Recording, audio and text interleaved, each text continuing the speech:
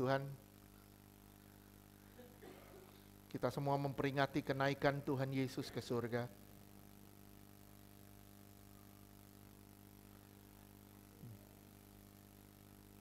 Jujur, banyak orang menganggap peristiwa kenaikan ini bukanlah suatu peristiwa yang penting. Terlalu penting, tidak terlalu penting.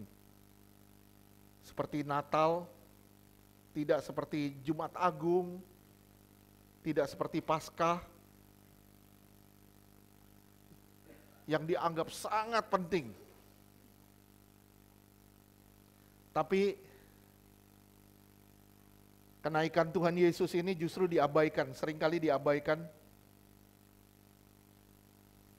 dan dianggap sebagai sesuatu yang biasa.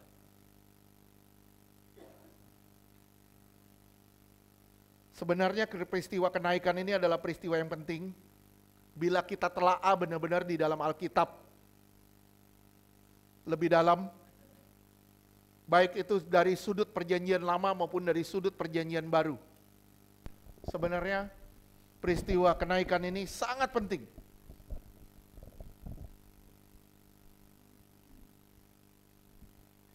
Kenapa? Kenapa sih orang tidak terlalu menganggap ini terlalu penting? Karena fokus orang selalu pada apa yang Yesus telah kerjakan.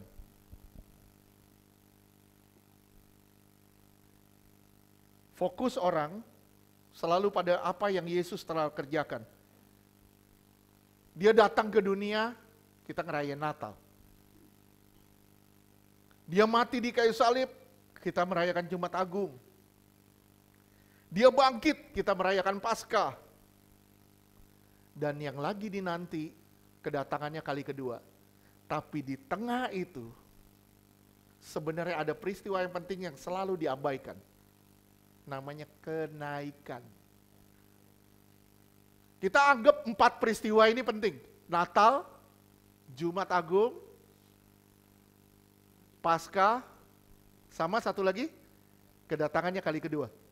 Sebenarnya di tengah ini ada satu yang penting, 5 sebenarnya. Bukan 4, tapi 5. Kenaikan. Akhirnya peristiwa kenaikan ini terabaikan. Jika saya bertanya sama saudara, sebenarnya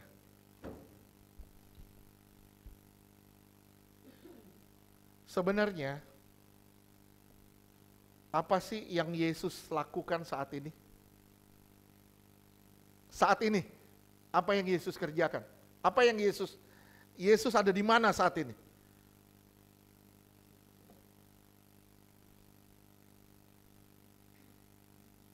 Ada di mana?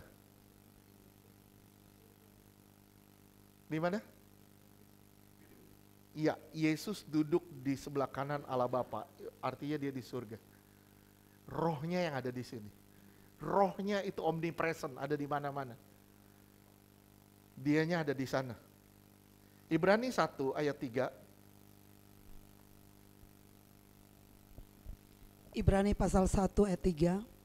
Ia adalah cahaya kemuliaan Allah dan gambar wujud Allah, dan menopang segala yang ada dengan firman-Nya yang penuh kekuasaan. Dan setelah ia selesai mengadakan penyucian dosa, ia duduk di sebelah kanan yang maha besar di tempat yang tinggi. Artinya dia masuk di dalam kemuliaan. Nah ini yang banyak orang abaikan. Kita fokus pada kedatangannya. Kali pertama dalam peristiwa Natal kita fokus pada kematiannya, kita fokus pada kebangkitannya. Kita tunggu kedatangannya kali kedua, tapi kita abaikan kemuliaannya waktu dia naik ke surga. Dia duduk di sebelah kanan Allah Bapa, artinya dia dipermuliakan di situ. 1 Petrus 3 ayat 22.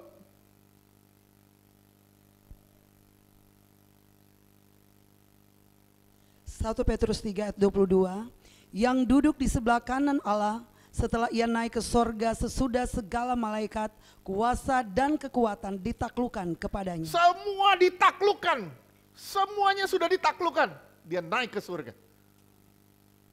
Maut dikalahkan, dia naik ke surga. Sebenarnya ini peristiwa penting yang sering kali kita nggak peduli, nggak terlalu pusing. Saya tanya sama saudara, apakah Yesus duduk di sebelah kanan artinya dia duduk-duduk aja?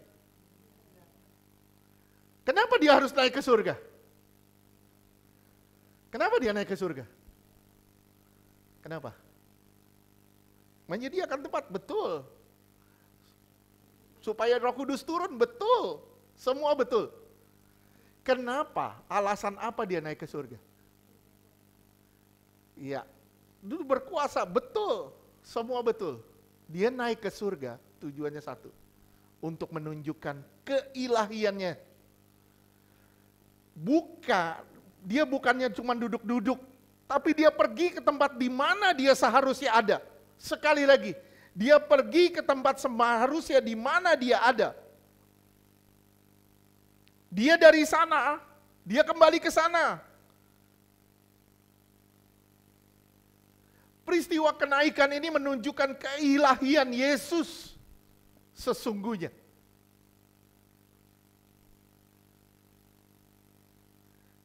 Kalau Willy dari Cawang, Willy dari Cililitan, berarti si Willy dari Cililitan, kita bilang si Willy dari Cililitan, artinya Willy akan kembali ke Cililitan. Betul? Betul, Will? Kamu mau jalan kemana, mau keliling Jakarta, kamu pasti kembali ke Cililitan. Kenapa? Karena itu tempatmu. Itu rumahmu. Nah, Yesus mau ada di sini, dia pasti kembali ke sana. Kenapa? Karena dia asalnya dari sana. Kenapa dia naik? Dia untuk menunjukkan dari mana dia berasal dan di mana dia dari mana dia datang. Oleh sebab itu dia harus naik ke sana. Dia di sana ngapain? 2 Korintus 5 ayat 10. 2 Korintus 5 ayat 10. Sebab kita semua harus menghadap takhta pengadilan Kristus, supaya setiap orang memperoleh apa yang patut diterimanya, sesuai dengan yang dilakukannya dalam hidupnya ini, baik ataupun jahat. Dia pegang tahta penghakiman, tahta pengadilan.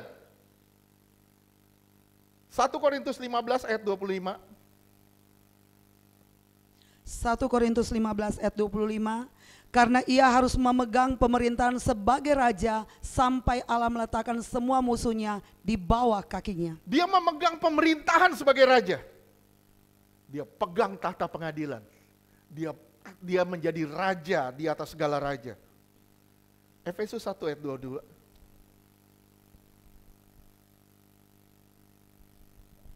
Efesus 1 ayat 22. Dan segala sesuatu telah diletakkannya di bawah kaki Kristus, dan dia telah diberikannya kepada jemaat sebagai kepala dari segala yang ada. Iya, semua sudah ditaklukkan. Kita, jemaat adalah tubuhnya. Saudara dan saya adalah tubuhnya. Kalau Kristus sudah menaklukkan segala sesuatu, saudara terkoneksi dengan dia. Sekali lagi, kalau saudara terkoneksi dengan dia, berarti saudara pun menaklukkan segala sesuatu. Saya ulangi sekali lagi, kita terkoneksi dengan Kristus. Dia adalah kepala, kita adalah tubuh. Kepala sudah menaklukkan segala sesuatu. Berarti tubuh pun akan menaklukkan segala sesuatu. Amin. Jadi, kekristenan itu bukan bicara soal gimana caranya saudara bergelut dan menjadi pemenang. Kenapa? Karena saudara sebenarnya udah ditakdirkan untuk menjadi pemenang. Tapi permasalahannya banyak orang Kristen hari ini hidup dalam kekalahan, jadi pecundang. Kalah dengan berbagai persoalan, kalah dengan masalah. Kenapa? Kenapa? Karena tidak terkoneksi dengan kepala. Tidak terkoneksi dengan kepala. Kepala sudah menaklukkan segala sesuatu. Tubuh pun pasti menaklukkan segala sesuatu. Kalau kepala menaklukkan segala sesuatu sementara tubuh tidak, berarti tubuh tidak terkoneksi dengan kepala. Apa jadinya kalau tubuh tidak terkoneksi dengan kepala? Tubuhnya gimana? tubuhnya pasti lumpuh ya. Ya. Kalau orang stroke, itu ada satu syarafnya yang tidak terkoneksi dengan otaknya. Akhirnya dia nggak bisa, ada bagian-bagian tubuh yang sulit digerakkan. Paham nggak? Kenapa? Karena tidak ada terkoneksinya antara tubuh dengan kepala.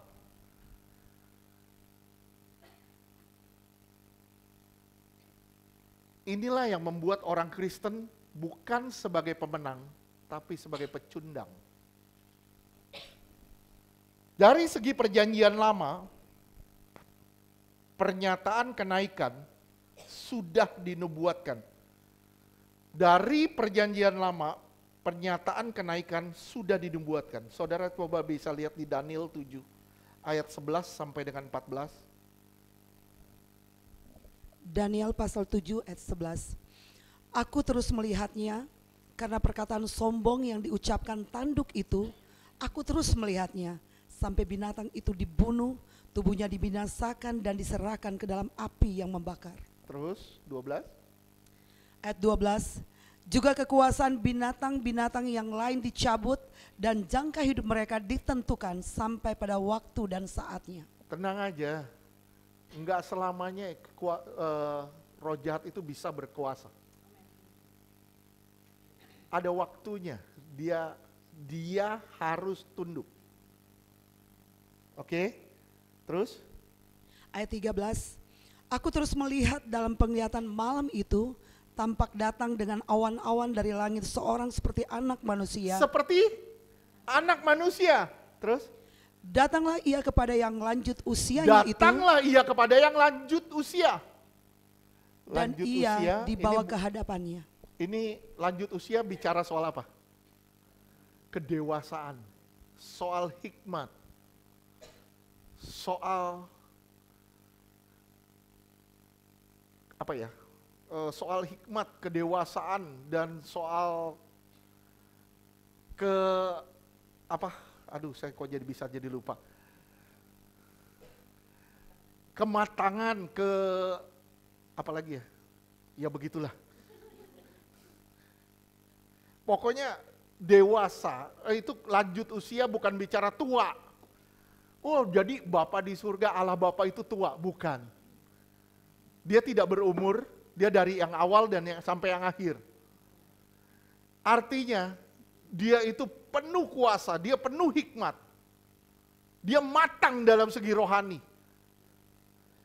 Dan anak manusia, datanglah ia kepada yang lanjut usia, dan ia dibawa ke hadapannya. Ini peristiwa kenaikan sebenarnya. Setuju?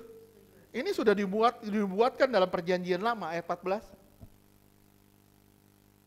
Lalu diberikan kepadanya kekuasaan dan kemuliaan.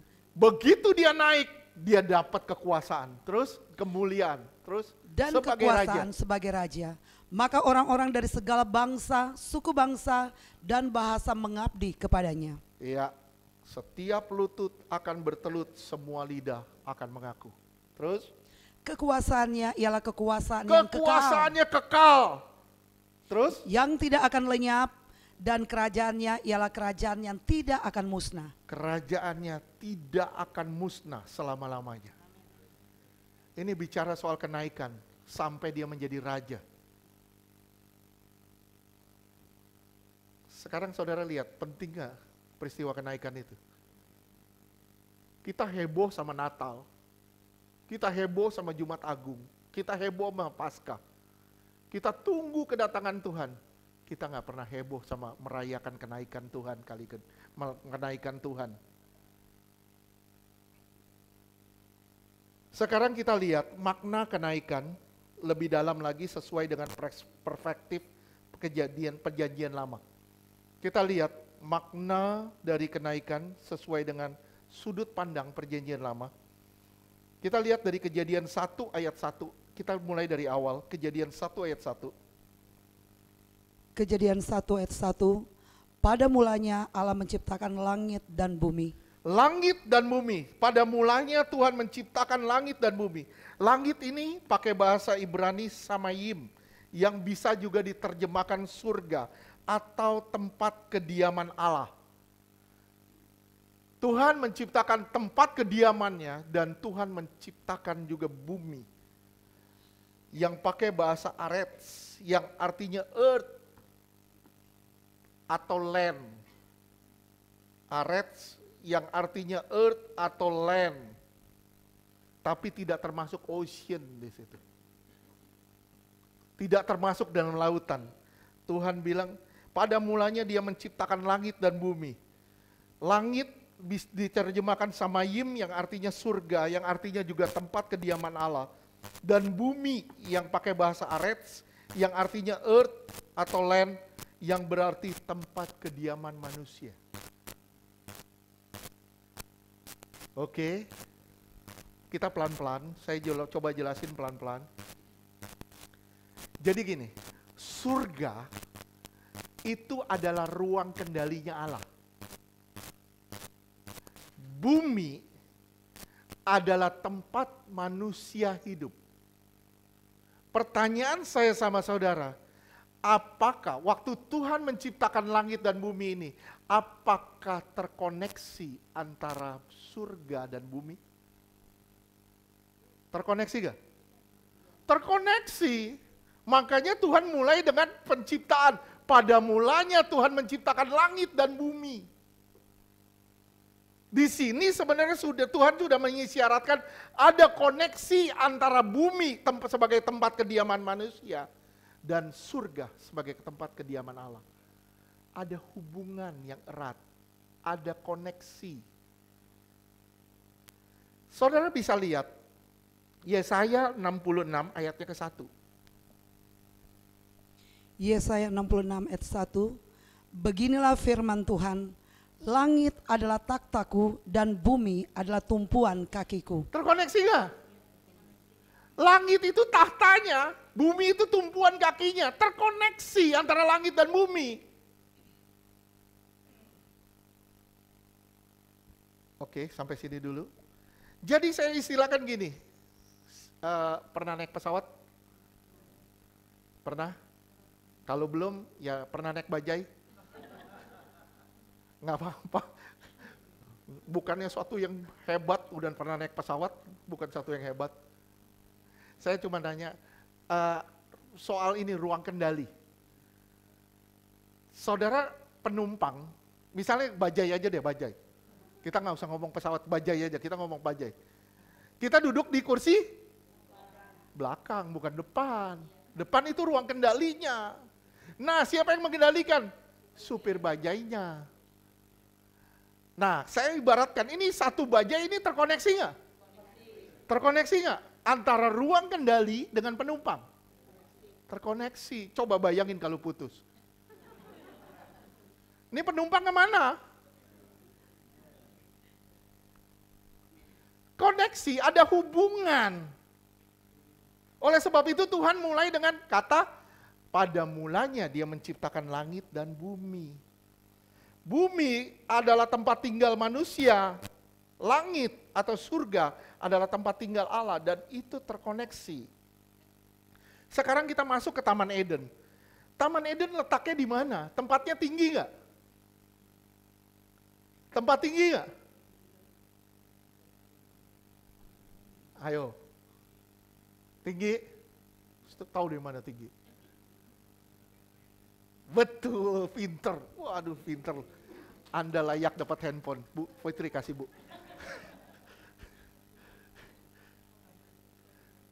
Coba saudara lihat. Kejadian 2 ayat 10. Kejadian 2 ayat 10. Ada suatu sungai mengalir dari Eden. Dari Eden mengalir. Sungai itu mengalir dari atas ke bawah. Air itu mengalir dari atas ke bawah, enggak dari bawah ke atas. Terus? Untuk membasahi taman itu. Dan dari situ sungai itu terbagi menjadi 4 cabang. 4 cabang. Jadi Eden itu sebenarnya ada di tempat tinggi. Eden itu ada di tempat tinggi. Ayat 15. Kejadian 2 ayat 15. Tuhan Allah mengambil manusia itu dan menempatkannya dalam Taman Eden. Manusia diambil, ditaruh di Taman Eden. Artinya apa? Artinya apa? Manusia ditaruh di tempat tinggi. Kenapa pakai kata tempat tinggi? Ada yang paham? Biarin, gak apa-apa, saya ngomong sendiri, saya tanya sendiri, saya jawab sendiri. Kenapa tempat tinggi? Tempat tinggi adalah kiasan satu hubungan dengan Allah. Oleh sebab itu, pada waktu orang berperang lawan Israel, jangan perang di tempat tinggi, katanya. Kenapa? Karena Allahnya adalah Allah yang bertata di tempat tinggi. Orang Israel ditarik suruh tuh perang di bawah. Nggak mau. Kenapa? Karena orang musuhnya ini tahu kalau dia perang di atas, di tempat tinggi, dia pasti kalah. Saya pernah jelasin waktu itu, iblis akan coba tarik saudara berperang dengan cara dia. Iblis akan coba tarik saudara berperang dengan cara dia, bukan dengan cara Tuhan. Kita terbawa nggak perang dengan caranya iblis? Kalau kita terbawa, kita kalah. Kenapa? Karena kita tidak berpengertian. Saudara misalnya gini, saudara punya masalah keuangan, misalnya saudara punya masalah keuangan. Di otak kita cuma satu, ambil jalan pintas. Pinjem A, pinjem B, pinjol A, pinjol B. Ini berperang dengan cara iblis. Sebenarnya Tuhan nggak mau kita berperang dengan cara iblis. Tuhan mau kita berperang dengan caranya Tuhan. Tapi kita ditarik. Kenapa? Karena iblis tahu kita pasti kalah ketika kita berperang dengan cara dia. Makanya manusia ditempatkan di Taman Eden, artinya manusia ditaruh di tempat tinggi. Manusia di bawah otoritas Allah. Saya ulang sekali lagi. Manusia di bawah otoritas Allah. Manusia bergaul dengan Allah. Di sini saya bilang ya, tolong digarisbawahi, manusia bukan Allah.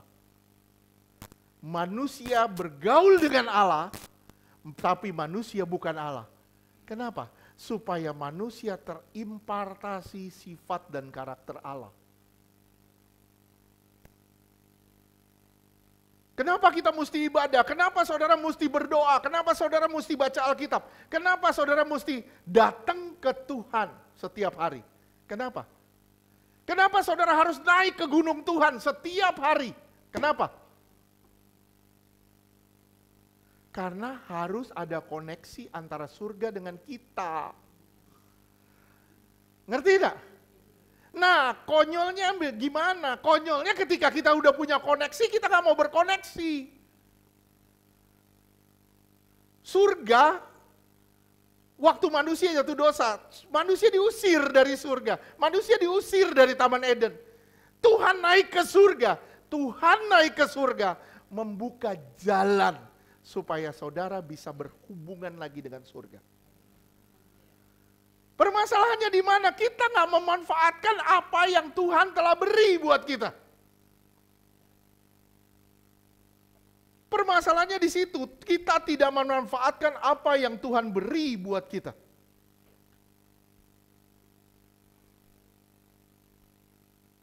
Sekali lagi saya bilang, Tuhan duduk di posisi kokpit sebagai pilotnya. Dia ngatur segala sesuatunya. Dan kita percaya, saudara percaya gak rancangan Tuhan baik? Walaupun sekarang saudara melihat tidak ada yang baik. Tapi saudara harus percaya. Kalau saudara percaya, semua pasti akan jadi baik. Kenapa? Karena dia pilot yang baik. Dia adalah driver yang baik. Dia mengatur segala sesuatunya baik. Dia sutradara yang baik. Dia mengatur segala sesuatunya supaya saudara melihat dengan cara pandang dia. Ini tujuannya dia naik ke sana. Dia pegang kendali atas segala sesuatu.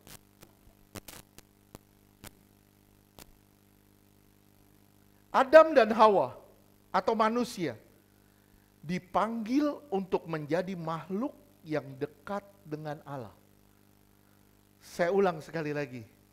Adam dan Hawa atau manusialah semuanya. Itu dipanggil sebenarnya untuk menjadi makhluk yang dekat dengan Allah. Oleh sebab itu, manusia ditaruh di Taman Eden. Tujuannya apa? Supaya dekat dengan Allah. Nah sekarang dia sudah mati, dia gak bangun jalan yang baru, dia naik ke surga. Dia buka jalan yang baru, supaya apa? Supaya apa? Supaya saudara kembali dekat dengan dia. Paulus bilang, kita yang dahulu jauh sekarang dekat. Kita yang dahulu bermusuhan sekarang jadi sahabat. Kita yang berseteru sekarang jadi teman. Kita yang bertentangan sekarang sejalan. Dia sudah membuka jalan yang baru. Nah kita gak mau jalan di jalan itu. Akhirnya banyak kali orang Kristen hidup sebagai pecundang, bukan pemenang. Sampai sini ngerti? Saya ulang sekali lagi, Adam dan Hawa atau manusia dipanggil untuk jadi makhluk yang dekat dengan Allah. Tapi manusia jatuh dosa, terpisah dari Allah. Tuhan membangun hubungan kembali dengan manusia, yaitu dengan cara. Gimana caranya Tuhan kembali membangun hubungan dengan manusia?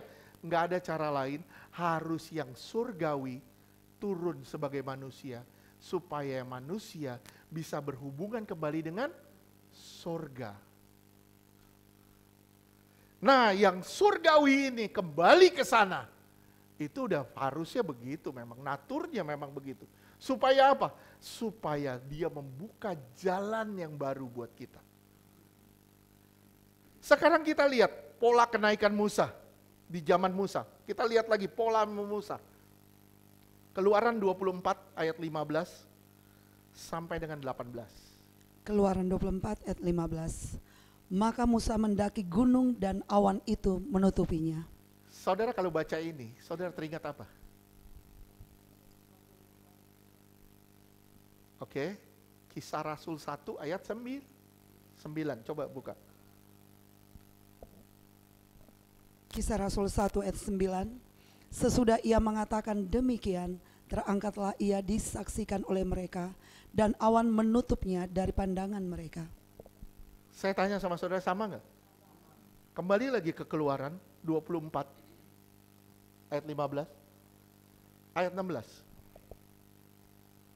Kemuliaan Tuhan diam di atas gunung Sinai, dan awan itu menutupinya 6 hari lamanya. Pada hari yang ke-7 dipanggilnyalah Musa dari tengah-tengah awan itu. Iya, terus? Ayat 17. Tampaknya kemuliaan Tuhan sebagai api yang menghanguskan di puncak gunung itu pada pemandangan orang Israel. Iya, 18. Masuklah Musa ke tengah-tengah awan itu dengan mendaki gunung itu. Lalu tinggallah ia di atas gunung itu 40 hari dan 40 malam lamanya. Saya tanya sama saudara, waktu Musa tinggal di gunung itu 40 hari 40 malam, orang Israel lihat gak? Bisa ngelihat keberadaan Musa gak? Enggak. Oleh sebab itu, kalau saudara baca lanjutannya, orang Israel apa? Jenuh. Dia bilang apa? Oh lama banget Musa gak turun-turun.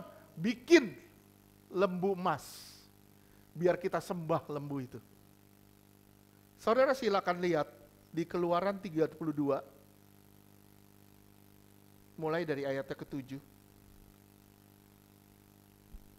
Keluaran 32 ayat 7, berfirmanlah Tuhan kepada Musa, pergilah, turunlah, sebab bangsamu yang kau pimpin keluar dari tanah Mesir telah rusak lakunya. Iya, pergi. Turun. Nah di sini baru Tuhan suruh turun. Terus? Keluaran 32 ayat 8. Sorry sebentar, dia turun bawa apa? Bawa apa? 2 loh batu. Ya, betul dia bawa 2 loh batu? Oke, kita lanjutkan. Terus? Keluaran 32 ayat 8. Segera juga mereka menyimpang dari jalan yang kuperintahkan kepada mereka. Mereka telah membuat anak lembu tuangan Dan kepadanya mereka sujud menyembah dan mempersembahkan korban sambil berkata, "Hai Israel, inilah Allahmu yang telah menuntun engkau keluar dari tanah Mesir." Ya, langsung ke ayat 10. Ayat 10, oleh sebab itu biarkanlah aku, supaya murkaku bangkit terhadap mereka, dan aku akan membinasakan mereka, tetapi engkau akan kubuat menjadi bangsa yang besar. Iya, terus 11. Lalu Musa mencoba melunakkan hati Tuhan Allahnya dengan berkata, "Mengapakah Tuhan murkamu bangkit terhadap umatmu yang telah kau bawa keluar dari tanah Mesir dengan kekuatan yang besar dan dengan tangan yang kuat? Iya, 12. Mengapakah orang Mesir akan berkata, dia membawa mereka keluar dengan maksud menimpakan malapetaka kepada mereka dan membunuh mereka di gunung dan membinasakannya dari muka bumi? Berbaliklah dari murkamu yang menyala-nyala itu dan menyesallah karena malapetaka yang hendak kau datangkan kepada umatmu." Oke, sampai sini dulu. Oke, saya sudah pernah bahas tentang pelayanan perdamaian. Apakah Musa lebih soft dari Tuhan? Apakah Musa lebih sabar dari Allah? Bukan, tapi ini menggambarkan suatu pelayanan Yesus. Lewat pelayanan Yesus, murka Allah padam. Dia menjadi pendamai kita dengan Allah Bapa di surga. Sekali lagi, dia menjadi pendamai antara kita dengan Allah Bapa di surga. Dia membawa perdamaian di antara kita dengan Allah. Musa turun, Musa naik, terus kemudian Musa turun bawa 2 hukum, 2 loh batu, 10 hukum, 2 loh batu. Ini melambangkan wujud Roh Kudus. Coba simak baik-baik. 2 Korintus 3 ayat 6 sampai 7. Nanti kita kembali ke Keluaran. 2 Korintus 3 ayat 6, ialah membuat kami juga sanggup menjadi pelayan-pelayan dari suatu perjanjian baru yang tidak terdiri dari hukum yang tertulis, tetapi dari roh, sebab hukum yang tertulis mematikan, tetapi roh menghidupkan. Lihat, dulu dia bawa hukum yang tertulis. Sekarang Yesus naik, dia bawa Roh Kudus dan dia tulis hukumnya di hati kita. Ngerti gak? Saya berharap saudara bisa ngerti. Dia tulis hukum itu di hati kita. Sama gak dengan apa yang dilakukan Musa? Sebenarnya yang di perjanjian lama, ini perspektif dari perjanjian baru. Gambaran dari perjanjian baru. Ketika Musa naik ke Gunung Sinai, dia berjumpa dengan Allah, turun, dia bawa 2 loh batu. Begitu dia bawa 2 loh batu ini melambangkan hukum. Nah, Tuhan naik ke surga, dia turun dengan Roh Kudus ya. Penghukuman gak ada kan sekarang? Betul gak? Kalau dulu, saudara ibadah, saudara mau saudara. Gini nih, saudara mau saudara. Ibadah, lu angkat kaki satu, lu garuk-garuk kepala misalnya. Kita bikin semau-mau kita ibadah. Saya bilang itu api dari surga turun langsung nyamber. Mati pasti. Nah tapi kan sekarang kita hidup dalam anugerah. Tuhan beranugerah sama saudara dan saya. Ini yang Tuhan mau. Hukum itu sudah ada di dalam kita. Tertulis di dalam hati kita. Kita menjadi pelaku hukum. Ada berapa tuntutan di dalam hukum Taurat?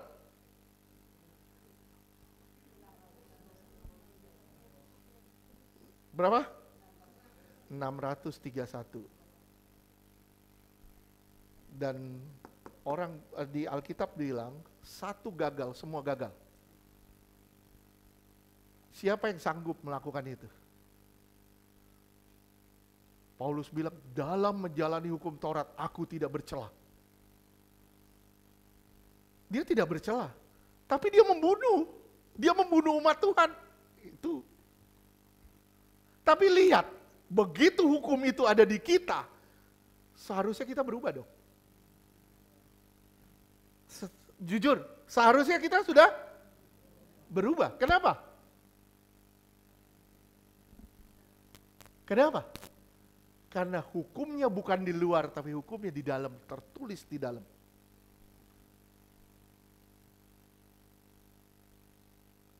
Dulu hukum di luar itu terjadi hukuman. Begitu hukum di dalam, itu anugerah. Saudara nggak langsung mati, saudara hidup suka-suka, nggak langsung mati. Tapi Pak, kemudian saya sakit, itu tabur tuai namanya. Apa yang kamu tabur, pasti kamu tuai. Ada tabur tuainya. Tapi permasalahannya di mana? Permasalahannya, waktu Musa turun, dia bawa 10 hukum. Yesus gak turun, tapi dia bawa Roh Kudusnya. Dan hukum itu ditulisnya di dalam hati kita. Ayat 7. 2 Korintus 3 ayat 7. Pelayanan yang memimpin kepada kematian terukir dengan huruf pada lolo batu. Namun demikian kemuliaan Allah menyertai. Kemuliaannya menyertai pelayanan yang demikian. Yang tertulis pada lolo batu. Terus? Waktu ia diberikan. Sebab sekalipun pudar juga cahaya muka Musa begitu cemerlang sehingga mata orang-orang Israel tidak tahan menatapnya. Jika pelayanan itu datang dengan kemuliaan yang demikian. Apalagi pelayanan seperti sekarang. Seharusnya kemuliaannya jauh lebih besar. Setuju? Nah, permasalahannya kan tadi saya bilang naik turun, naik turun. Nah sekarang kita naik ke gunung Tuhan. Setuju? Saudara beribadah gak? Saudara berdoa gak? Saudara baca Alkitab gak? Saudara benar-benar bersentuhan gak dengan Tuhan? Kalau saudara bersentuhan dengan Tuhan, saudara orang yang beribadah, seharusnya hidupmu sudah berubah. Seharusnya hidup saudara, hidup saya, benar-benar sudah mengalami transformasi. Perubahan total dalam hidup kita. Kenapa kita nggak berubah? Jangan-jangan kita tidak terkoneksi. Jangan-jangan kita tidak terhubung. Kalau kita tidak terhubung, berarti kita mengalami cacat rohani. Setuju? 1 Tesalonika 5 ayat 9 sampai 10. 1 Tesalonika 5 ayat 9. Karena Allah tidak menetapkan kita untuk ditimpa murka, tetapi untuk beroleh keselamatan oleh Yesus Kristus Tuhan kita. Lihat, dia naik bukan supaya saudara tertimpa murka, tapi justru untuk memadamkan murka Allah. Luar biasa nggak? Dia naik, dia padamkan murka Allah. Musa naik, dia padamkan murka Allah. Manusia harusnya dihukum. Tuhan bilang habis semuanya. Tapi Musa bilang janganlah. Itu namanya pelayanan perdamaian. Sekarang saudara naik ke Tuhan. Saudara mengaku orang yang beribadah. Saudara mengaku orang yang bersentuhan dengan Tuhan. Kalau hidupmu tidak berubah. Saya bilang jangan-jangan engkau bersentuhan dengan siapa. Jangan-jangan kau tidak sentuh Tuhan. Jangan-jangan ibadahmu hanya sebagai rutinitas atau mengisi kekosongan.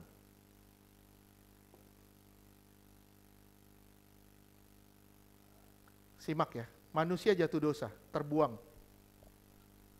Yesus naik ke surga. Dia hubungkan kembali antara surga dengan bumi. Dia hubungkan kembali antara surga dengan bumi. Dia jadi apa sih? Dia jadi apa? Coba saudara lihat 1 Yohanes 2 ayat 1. 1 Yohanes 2 ayat 1. Anak-anakku, hal-hal ini kutuliskan kepada kamu supaya kamu jangan berbuat dosa. Namun jika seorang berbuat dosa, jangan berbuat dosa. Kalau sampai ke kebablasan, terus kita mempunyai seorang pengantara pada Bapa, yaitu Yesus Kristus yang adil. Sekarang lihat bahasa Inggrisnya.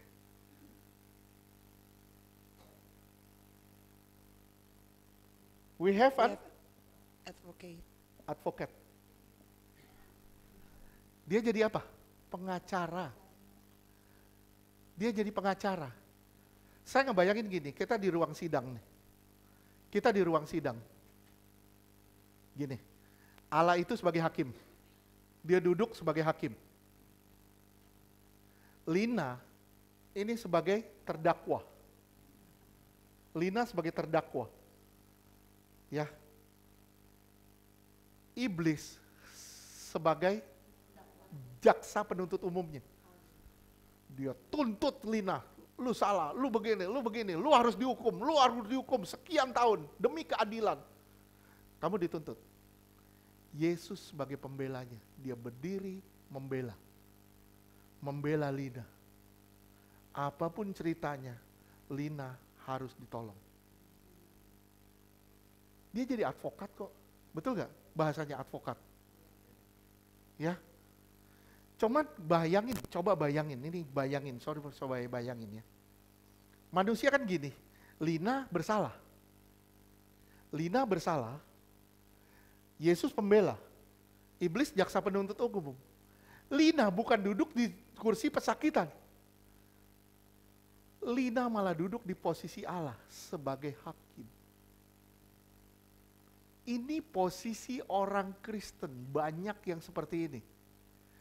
Begitu dia duduk di posisi Allah, dia mulai hakimin orang-orang di kiri kanannya. Lu gak beres, lu begini. Kita duduk di posisi Allah. Begitu kita duduk di posisi Allah, kita mau jadi seperti Allah. Kita hakimin orang-orang yang berbuat salah.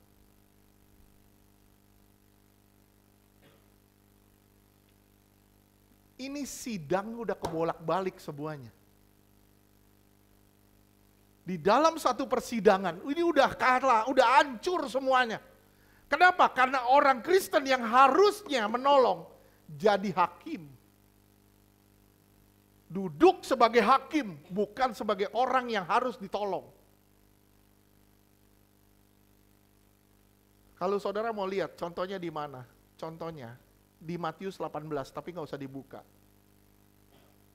Lihat, dia punya hutang, orang ini punya hutang. Wah, banyak sekali, berapa perak gitu, berapa sikal perak. Dia punya utang banyak banget. Hakimnya bilang, udahlah, gua hapus. Anak lu semua gua ampunin. Semuanya diampunin. Begitu keluar, orang yang punya hutang sama dia cuman berapa puluh dinar. Dia cekek. Ini kan posisi hakim. Betul gak? Nah, banyak orang Kristen jadi seperti ini kan? Jadi hakim kan? Maaf kata, banyak orang Kristen punya karunia untuk menghakimi orang lain. Saya benar-benar gak setuju. Kalau karunia untuk menghakimi orang lain, itu saya benar-benar gak setuju. Contohnya, kalau orang ngomong, Tuhan itu muak sama lu. Saya bilang, Tuhan gak bakal muak sama kita. Walaupun kita hidupnya hancur, rusak, tapi Tuhan tetap mengasihi kita. Tapi bukan berarti kita harus tinggal di posisi itu, bukan. Tapi kita harus belajar gimana caranya kita memperbaiki diri kita.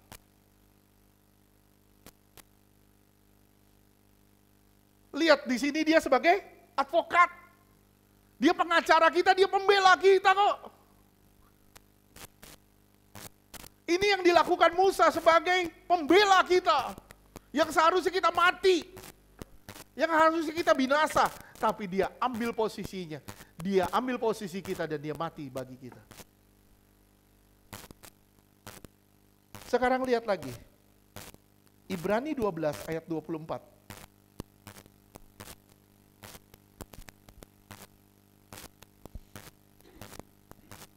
Ibrani 12 ayat 24. Dan kepada Yesus pengantara perjanjian baru. Pengantara perjanjian baru. Terus? Dan kepada darah pemercikan yang berbicara lebih kuat daripada darah Habel. Sekarang lihat bahasa Inggrisnya. Tadi advokat, sekarang mediator. Dia mediator. Dia penghubung antara A dengan B yang lagi berseteru. Dia mendamaikan keduanya. Dia menjadi mediatornya. Kalau saudara lihat lagi di 1 Timotius 2 ayat 5, itu juga disebut mediator. Banyak, kalau mediator banyak.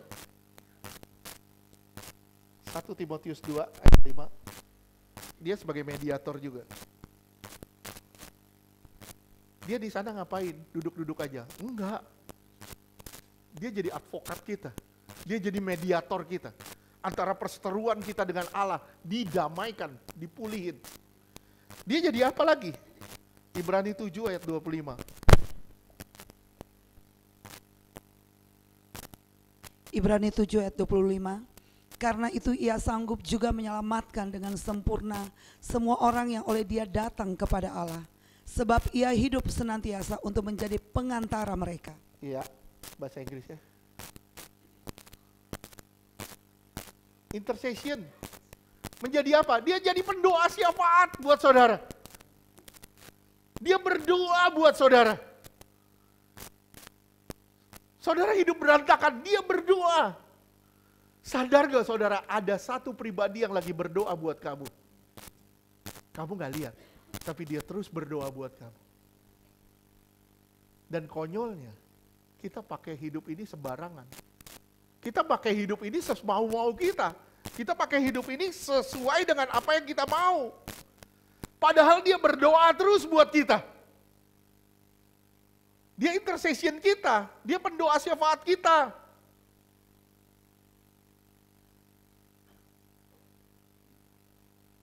Saya bilang, Ibu Ayu lagi, Ibu Kusuma. Lupa saya. Makin mirip saja kau ini. Bu Kusuma punya pendoa gak? Kita selalu bilang minta didoain, doa, dukung doa. Oke, bagus. Kita saling mendoakan satu dengan yang lain. Setuju. Tapi di atas itu Ibu Kusuma punya pendoa syafaat. Yang selalu berdoa buat Ibu Kusuma. Dan gak pernah berhenti dia berdoa buat ibu. Kenapa? Karena dia sayang ibu. Suatu hari kerinduan dia apa? Dia jumpa sama apa yang dia sayangi. Kalau Rizka misalnya Rizka LDR, long distance relationship, pacaran jarak jauh.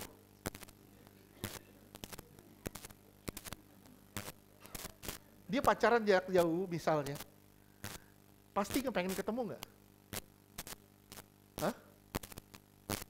Pengen ketemu nggak sama pacar kamu? Begitu ketemu kan mukanya beda, lain. Wah lu salah, lu pakai flexing. Dia pasti kepengen ketemu. Apalagi kalau pacarnya doain terus dia. Doain dia. Dan pacarnya sayang banget sama dia. Pasti pacarnya pengen ketemu sama dia. Ya, nggak apa-apa lah. Nggak apa-apa, untuk sementara ini hidup dalam dunia hayal dulu.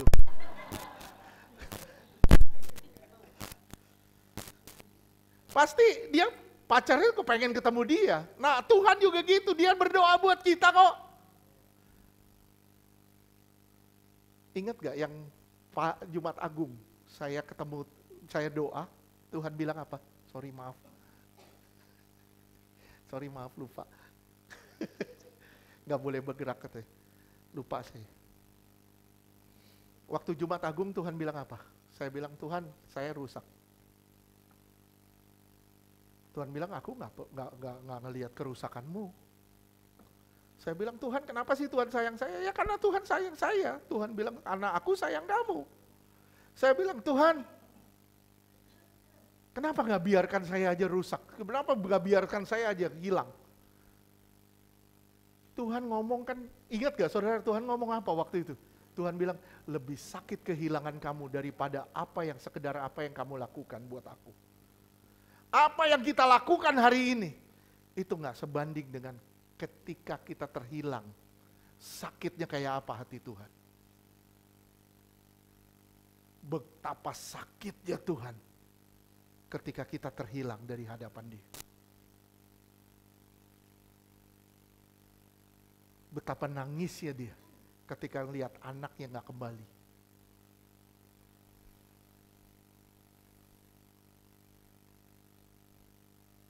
Ya, tadi kita udah lihat ya, tentang langit dan bumi. Kita udah lihat tentang polanya Musa. Sekarang kita lihat lagi pola imamat.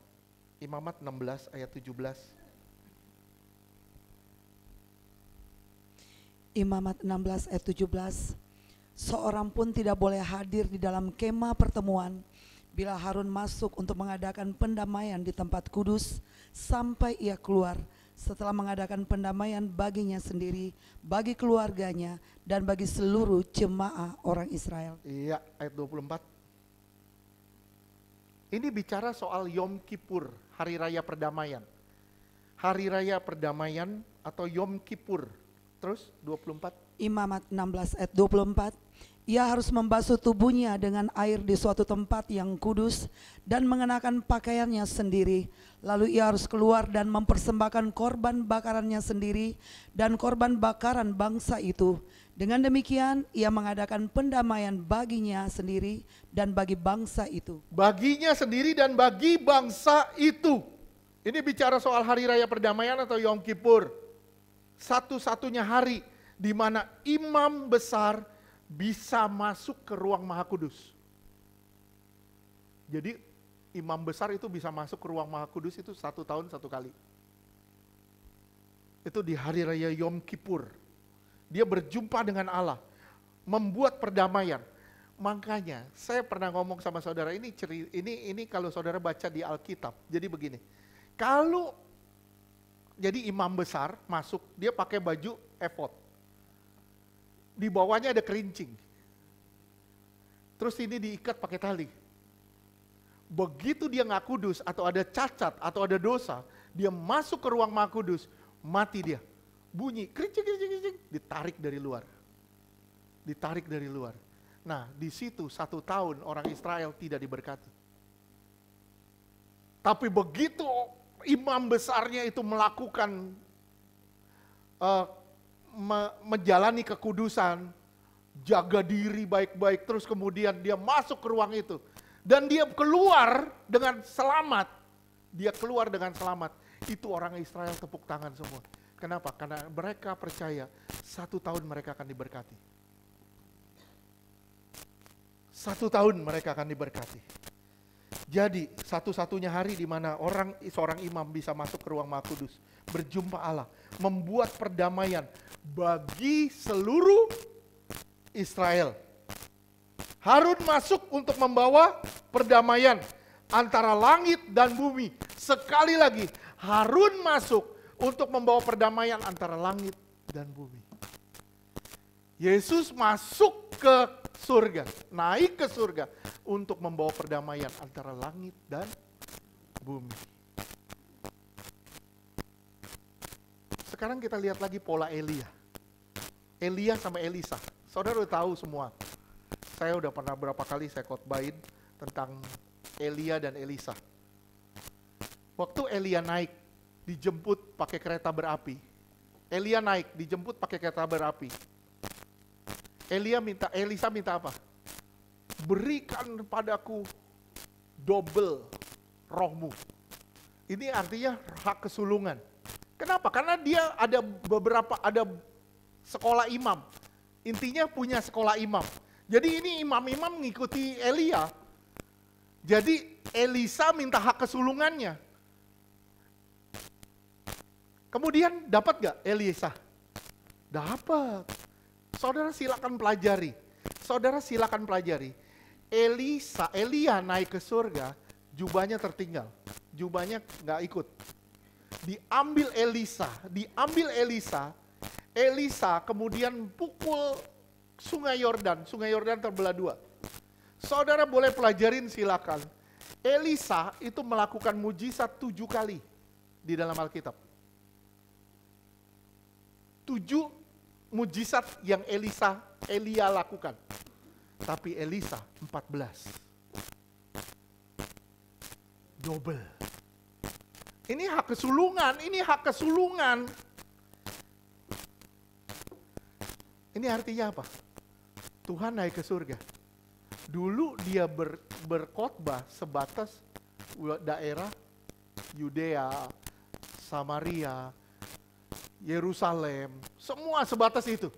Tapi begitu dia naik ke surga, dia tinggalkan Roh Kudusnya, kita bisa sampai ke ujung bumi. Ini sebenarnya yang dimaksud dengan double porsi. Tuhan, Yesus waktu di bumi, skupnya kecil. Kita bisa masuk ke skup yang lebih besar.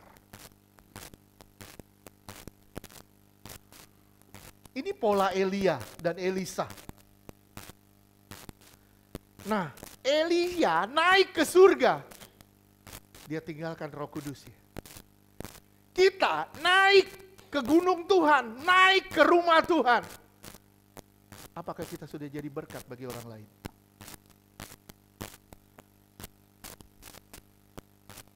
Sekarang kita sama-sama belajarin. Daud jadi raja. Yerusalem jadi pusat pemerintahannya. Setuju? Yerusalem itu di mana? Di mana?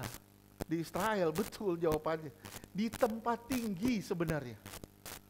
Di satu gunung, Bukit Sion. Dia tempatnya tinggi. Yerusalem itu tempatnya tinggi. Di situ didirikan bait Allah. 1 Raja-Raja 12 ayat 27. 1 Raja-Raja 12 ayat 27. Jika bangsa itu pergi mempersembahkan korban sembelihan. Mempersembahkan korban. Sekarang lihat bahasa Inggrisnya. If people go up artinya naik. Kalau go down, turun. Dia naik. Jadi Yerusalem itu tempatnya naik tinggi. Oke, go up, naik. Sekarang lihat Mika 4 ayat 2.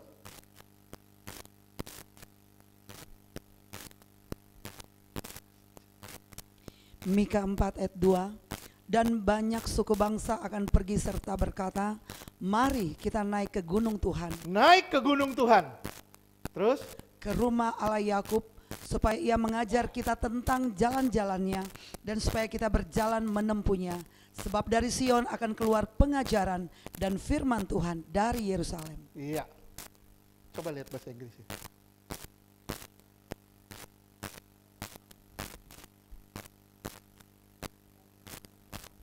Go up and let us go up to the mountain of the Lord.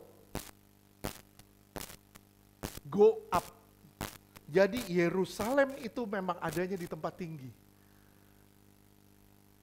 Yerusalem ada di tempat tinggi, artinya perjumpaan antara langit dan bumi. Antara surga dengan manusia. Saya harap saudara bisa ngerti. Sekarang Mazmur, saudara lihat Mazmur, ziarah, kata ziarah.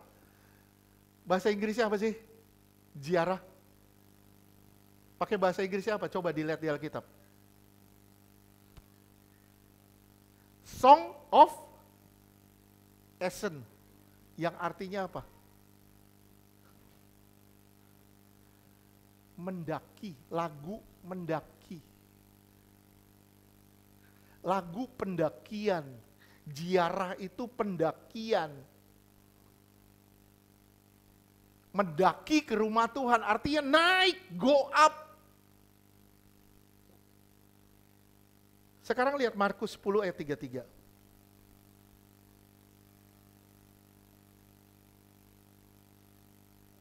Markus 10 ayat 33, katanya, sekarang kita pergi ke Yerusalem, dan anak manusia akan diserahkan. Pergi ke Yerusalem. Coba lihat bahasanya, bahasa Inggrisnya. We go up to Yerusalem. Jadi Yerusalem itu tempatnya di tempat tinggi. Perjumpaan antara surga dengan bumi. Seperti di Kejadian 1 ayat 1. Oke. Nyanyian ziarah itu adalah nyanyian pendakian. Yesus naik ke surga. Benar-benar menjadi penghubung antara surga dengan bumi. Secara sempurna. Dia tarik orang-orang datang kepada dia. Yohanes 12 ayat 32.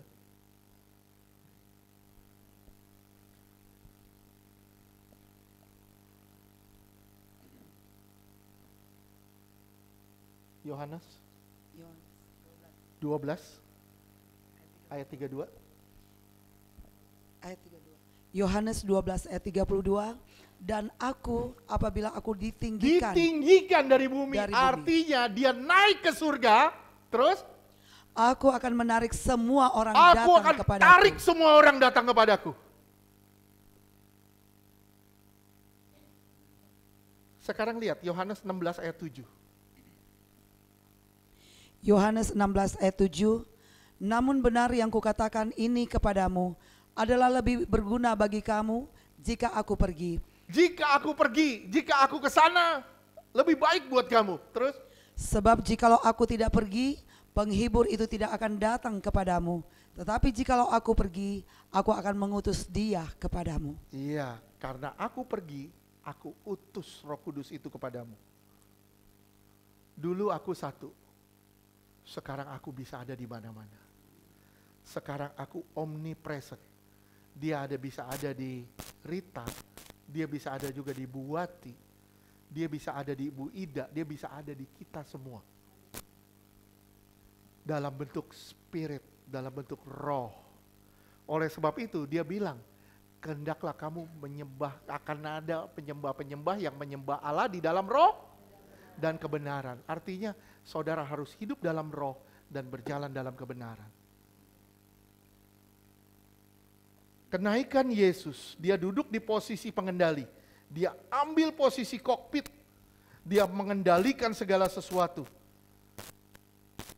Semuanya seperti semestinya. Sekarang kalau saudara tanya,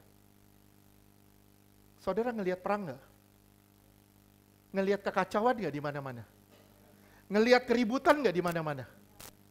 Ngelihat kan? Kita ngelihat perang di mana-mana kan? Ngelihat keributan di mana-mana. Sementara Tuhan bilang dia mengambil kendali atas semuanya. Permasalahannya di mana? Kita selalu nanya, Tuhan di mana Kristus? Di mana Kristus? Sementara Tuhan bilang menjadi kendali, mengambil kendali atas semua. Dan kita bilang, Tuhan engkau di mana? Aku ngelihat dunia yang hancur. Aku ngelihat semuanya udah berantakan. Seharusnya saudara jangan pernah nanya Tuhan di mana. Tanya, di manakah tubuh Kristus itu? Kristus tetap di kepala, tetap di atas. Sekarang tubuh Kristus yang harus berjalan, membawa kedamaian di mana-mana. Ini perspektif naik dan turun. Saudara naik ke gunung Tuhan, saudara turun jadi berkat. Saudara datang menghadap Tuhan, saudara turun, saudara bisa pegang tangan orang di kiri kanan saudara untuk bawa ke Tuhan. Kita nanya, Tuhan di mana? Seharusnya kita tanya, di manakah tubuh Kristus itu? Di manakah saya? Seharusnya saya udah jadi berkat bagi banyak orang. Kenapa saya masih kacau begini hidup saya? Kenapa saya nggak pusing dengan keadaan dunia? Ingat minggu kemarin saya ngomong apa? Kamu harus punya pikiran dan perasaan Allah. Kalau kamu nggak punya pikiran dan perasaan Allah, kamu bukan hamba Allah. Ayo kita ngomong sama-sama. Kalau aku tidak punya pikiran dan perasaan Kristus, aku bukan hamba Kristus. Tuhan pengen semua orang selamat. Kita nggak punya kepengenan itu. Tuhan rindu semua orang bisa kenal Dia, sementara kita nggak pernah rindu. Gimana caranya semua orang bisa kenal Tuhan? Makanya waktu Tuhan pergi, Tuhan bilang apa? Kamu akan menjadi saksiku jika Roh Kudus turun ke atas kamu. Permasalahannya, apakah saudara dan saya sudah menjadi saksi Tuhan? Apakah saudara dan saya benar-benar terbeban sama jiwa yang terhilang di luar? Apakah saudara dan saya benar-benar terbeban sama orang-orang yang hidupnya enggak di dalam Tuhan? Kalau saudara bilang, iya saya terbeban, bagaimana dengan hidupmu hari ini? Apakah engkau sesuai dengan jalan Tuhan? Apakah engkau berjalan dalam kebenaran? Apakah engkau menampilkan kebenaran itu? Ini masalah yang dihadapi orang Kristen hari ini. Gampang ngomong, berat untuk bertindak. Kalau sekedar bersimpati, mudah. Tapi Tuhan mau engkau berempati sama orang. Siapa di sini bersuka cita karena saudara diselamatkan? Siapa bersuka cita? Semua bersuka cita? Kalau saudara bersuka cita karena saudara sudah selamat, kenapa saudara gak bagi sukacita itu kepada orang-orang di luar sana? Gimana caranya saudara mendapatkan keselamatan itu? Tapi Pak, saya gak bisa bicara. Saya gak bisa bicara. Kadang kita gak perlu bicara. Kadang dunia hanya perlu tindakan. Dunia tidak perlu perkataan, dunia perlu tindakan. Dunia perlu apa yang kamu bisa lakukan.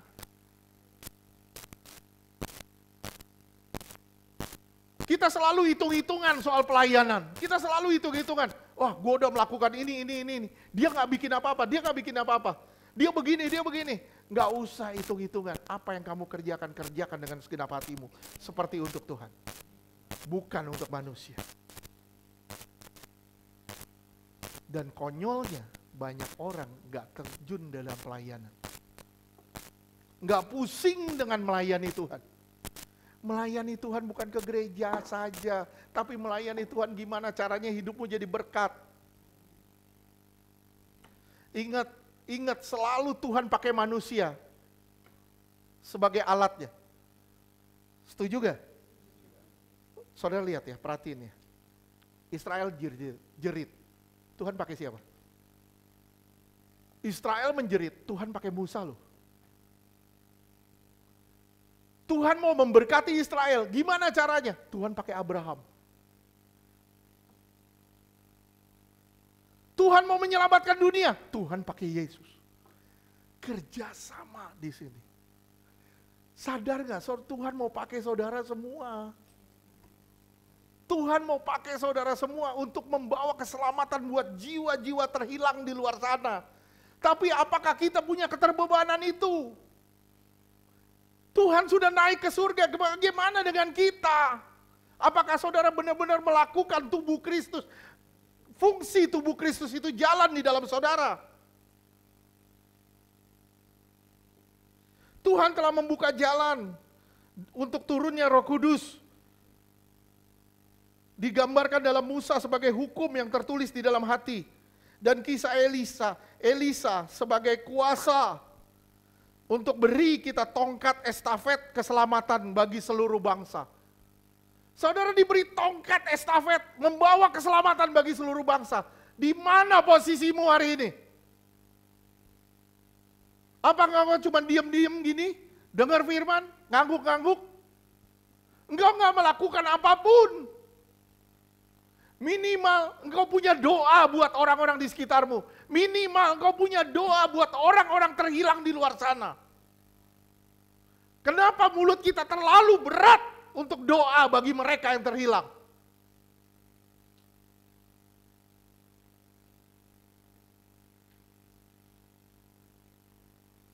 Sejak awal Tuhan melibatkan manusia terus dalam pekerjaannya. Proyeksi Allah itu manusia memerintah atas seluruh bumi. Dan Tuhan sebagai rajanya. Manusia menjadi utusan-utusannya. Jika demikian, saudara ngelihat bumi ini rusak. Bagaimana dengan posisi saudara sebagai tubuh Kristus? Apakah saudara punya keterbebanan buat mereka? Kalau saudara bilang, ya saya terbeban, hidup yang benar. Hidup sesuai dengan jalan Tuhan. Hidup sesuai dengan apa mau Tuhan. Mulai dari mana? Mulai dari skup kecil kita. Keluarga. Mulai dari skup kecil kita di keluarga. Apakah saudara sudah jadi berkat di sana?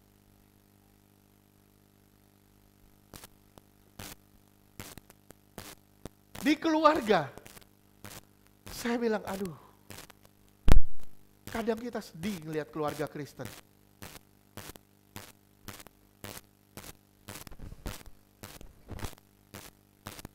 Kadang kita sedih jujur ngelihat keluarga Kristen. Di mana suami istri bertengkar, saling nyalahin, lempar kesalahan ke sana kemari. Marah antara orang tua dan anak, anak dan orang tua berkelahi. Saya bilang, bagaimana dengan tubuh Kristus?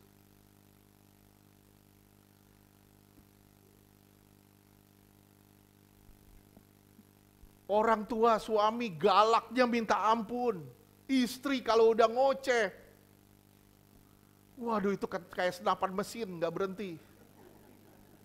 Kalau pelatuknya udah dipencet, terus. Kalau amunisinya belum habis, nggak berhenti.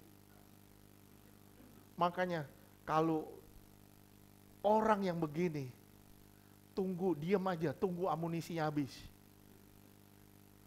Begitu amunisinya habis, pasti dia diam sendiri. Ini kan konyol kan? Halo, setuju nggak? Konyol nggak? Konyol nggak? Mulai dari rumah tangga dah.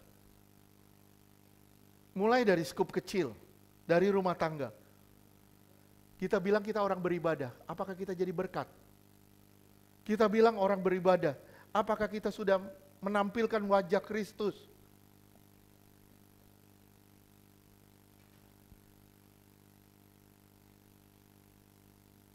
Kita nggak usah urus perkara-perkara besar deh. Saudara nggak pusing dengan perkara-perkara besar. Perkara kecil dulu urus. Rumah tanggamu dulu urus. Keluargamu dulu urus. Gimana caranya kau jadi berkat di sana? Jangan pusing dengan pelayanan-pelayanan yang gede-gede. Mulai dari rumah tanggamu. Apakah engkau benar-benar jadi berkat di sana? Kita mau memperbesar kapasitas kita, sementara kita tidak memperbesar kapasitas Tuhan. Kita selalu mau memperbesar kapasitas kita. Kapasitas kita mau perbesar. Gimana caranya pelayanan gua terkenal? Tapi kita gak pernah memperbesar kapasitas Tuhan di dalam kita.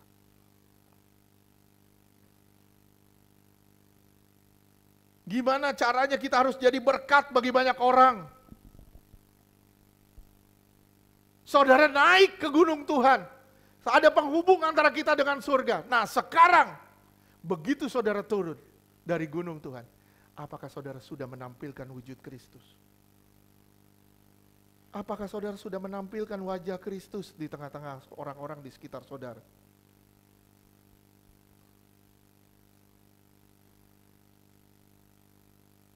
Tuhan mau pakai saudara. Saya bilang sekali lagi, Tuhan mau pakai kita semua yang ada di sini. Mulai dari lingkungan kecil, kita setia. Mulai dari perkara-perkara kecil kita setia. Tuhan pasti percayakan saudara perkara-perkara besar. Setialah dalam rumah tanggamu. Setialah dalam apapun yang kau ditugaskan Tuhan. Setia di sana. Engkau bisa jadi berkat dimanapun kau berada. Sebagai penutup, Efesus 3 ayat 8 sampai 10. Efesus 3 ayat 8. Kepadaku yang paling hina di antara segala orang kudus telah dianugerahkan kasih karunia ini untuk memberitakan kepada orang-orang bukan Yahudi kekayaan Kristus yang tidak terduga itu. Iya, terus 9. Dan untuk menyatakan apa isinya tugas penyelenggaraan rahasia yang telah berabad-abad tersembunyi dalam Allah yang menciptakan segala sesuatu. 10. Supaya sekarang oleh jemaat diberitahukan. Oleh siapa? Jemaat. Oleh siapa? Jemaat. Oleh saudara semua. Terus? Diberitahukan pelbagai ragam hikmat Allah kepada pemerintah-pemerintah dan penguasa-penguasa di sorga. Kepada jemaat semua, saudara harus menampilkan wujud Kristus. Dan saudara harus menjadi berkat dimanapun saudara berada. Mulai dari lingkungan kecilmu, pelihara lingkungan kecilmu, sampai ke skup yang lebih besar, jauh lebih besar dari apa yang kita bayangkan. Saudara bilang, saya gak bisa apa-apa, saudara punya doa, saudara bisa berdoa. Saudara bilang, saya gak punya apa-apa, saudara bisa naik ke gunung Tuhan. Dan Tuhan akan mengubah hidup saudara. Saudara bilang, saya gak punya apa-apa, minimal saudara masih punya kekuatan untuk bicara. Saudara masih punya kekuatan untuk bertindak. Saudara masih punya sedikit harta. Saudara masih punya A, B, C, D. Banyak yang saudara punya. Tapi sedikit yang saudara mau pakai untuk Tuhan. Bertobatlah. Tuhan berkati semuanya. Amin.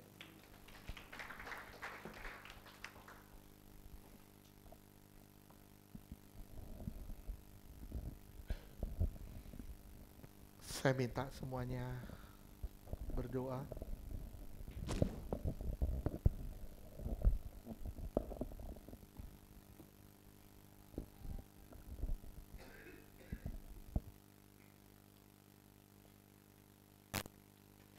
Saya minta saudara berdoa. Kita semua berdoa, tundukin kepala. Kita berdoa.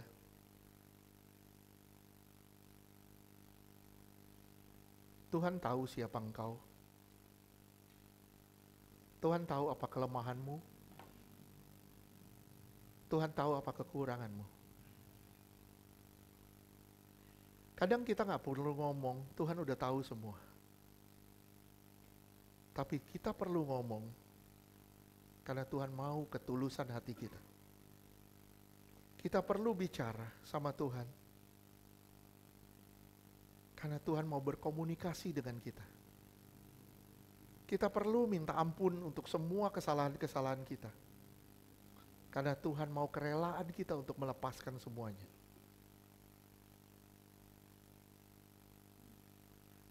Saudaraku,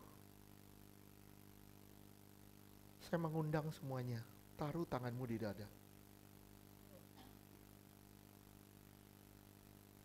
Minta ampun buat kesalahanmu selama ini. Dan kesalahan kita selama ini. Kita seringkali gagal untuk menjadi berkat.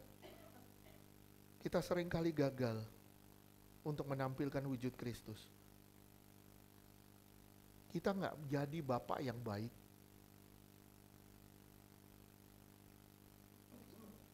Yang sering marah-marah kerjaannya. Kita gak jadi ibu yang baik, yang kerjaannya ngomel aja. Kita gak jadi anak yang baik, yang kerjaannya ngelawan orang tua.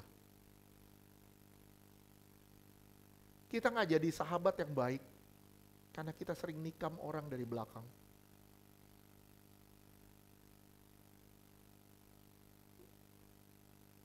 Kita gak jadi pelayan yang baik, karena kita sering malas dalam melayani. Kita gak pusing dengan orang-orang terhilang di kiri kanan kita. Kita selalu pusing, gimana caranya gue selamat. Tapi kita gak pernah berdoa, Tuhan gimana caranya orang di kiri kanan saya juga selamat. Minta ampun sama Tuhan. Seringkali kita hidup menjadi beban bagi orang lain. Kita menjadi hakim, Kita duduk di posisi hakim dan kita mulai menghakimi orang lain di sekitar kita. Kita ngeluh sama Tuhan, kerjaan kita ngeluh, Tuhan gak ada, Tuhan gak berkarya. Tuhan jahat, Tuhan ini, Tuhan itu. Kita ngeluh terus sama Tuhan. Mulut kita panjang.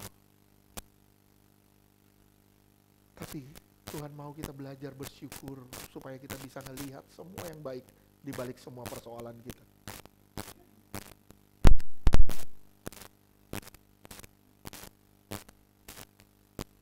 Kita seringkali pusing dengan gimana caranya saya menyambung hidup hari demi hari.